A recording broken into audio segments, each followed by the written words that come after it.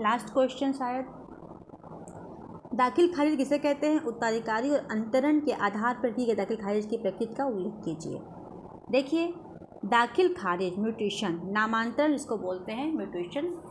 दाखिल खारिज, पहले दाखिल उसके बाद खारिज। देखिए, कब्जा परिवर्तन के आधार पर जब कृषि योग्य जोत एक व्यक्ति से दूसरे व्यक्ति के नाम आती है तो प्रथम व्यक्ति के नाम के स्थान पर दूसरे व्यक्ति के नाम को अंकित करने की प्रक्रिया को नामांतरण या दाखिल खारिज कहते हैं। ये दो प्रकार से किया जाता है। उत्तराधिकार के आधार पर धारा 33, अंतरण के आधार धारा 35।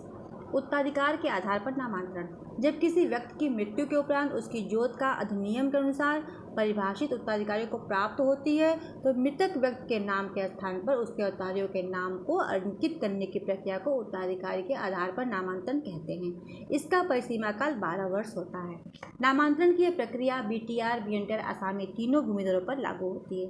क्षेत्र का राजस्व निरीक्षक उत्तराधिकार के आधार पर नामांतरण की प्रक्रिया की कार्रवाई करता है। यदि ऐसा उत्तराधिकार अविवादित है तो वैध उत्तराधिकारियों के नाम अधिकार अभिलेख में अंकित करेगा। यदि उत्तराधिकारी विवादित है तो अपनी आख्या अंकित करने हेतु तहसीलदार को रिपोर्ट करेगा। राजस्व निरीक्षक से प्राप्त रिपोर्ट की सम्यक जांच के उपरांत तहसीलदार अपना आदेश पारित करेगा। तदनुसार राजस्व निरीक्षक प्रविष्टि अंकित करेगा। यदि कोई व्यक्ति राजस्व निरीक्षक के आदेश से क्षुब्ध है, उसने उसका नाम अधिकार अभिलेख में प्रविष्ट नहीं किया तो राजस्व निरीक्षक के किसी अन्य कार्य से व्यतीत होने पर तहसीलदार को आवेदन कर सकेगा। अंतरण के मामलों में नामांतरण, धारा 35 में अंतरण के आधार पर नामांतरण के लिए तहसीलदार को निर्धारित प्रपत्र पर एक व्यक्ति दूसरे व्यक्ति को कब्जा परिवर्तित करने के लिए आवेदन करेगा।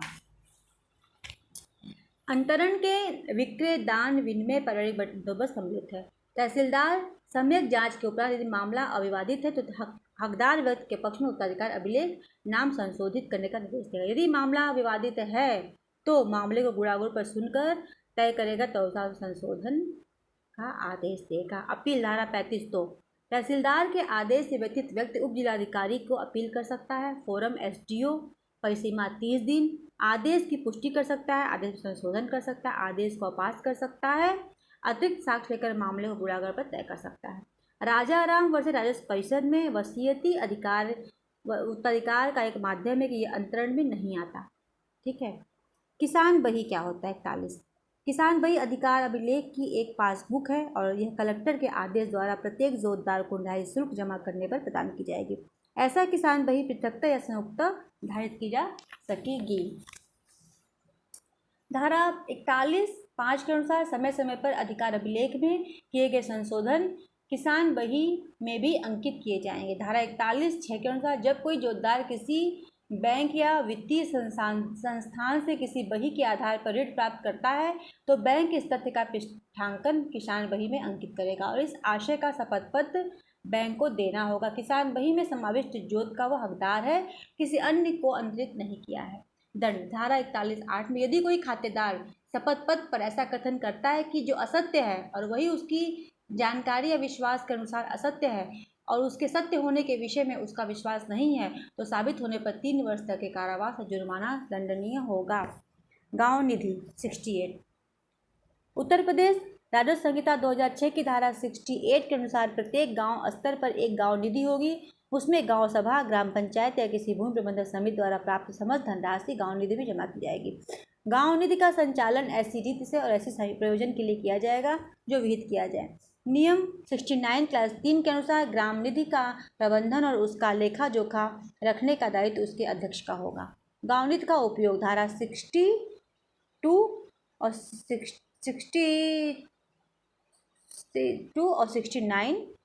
68 क्लास 2, 69 क्लास 2। ग्राम का बंदोबस्त और उसका प्रबंधन, वनों और वृक्षों का संरक्षण, उनका विकास, आबादी स्थल और ग्रामीण संचार व्यवस्था का संरक्षण और विकास, हाट बाजार मेले का प्रबंधन, मत्स्य क्षेत्र और तालाबों का विकास, कुटीर उद्योगों का विकास। कृषि का विक्रय और विकास और भूमि प्रबंधन समिति या उसके अधीन विरुद्ध दाखिल किए गए वादे और कार्रवाइयों पर किया गया। उसके बाद होता है समेकित गांव निधि, कंसोलिडेशन गांव फंड 69 में प्रत्येक जिले के लिए एक समेकित गांव निधि स्थापित की जाएगी। धारा 69 क्लास 5 के अनुसार राज्य सरकार प्रत्येक तहसील स्तर पर एक समेकित गांव निधि की स्थापना कर सकेगी। इसमें निम्नलिखित धनराशियाँ जमा की जाएंगी। ग्राम पंचायत की संपत्तियों का दुरुपयोग करने पर अधिरोपित क्षति एवं प्रतिकर की धनराशियाँ, कलेक्टर द्वारा प्राप्त अंशदान, अन्य धनराशि से वितरित की जाए। समेकित गाँव निधि का उपयोग धारा 69 क्लास 3। समेकित गाँव निधि का उपयोग निम्नलिखित प्रयोजनों के लिए किया जाएगा।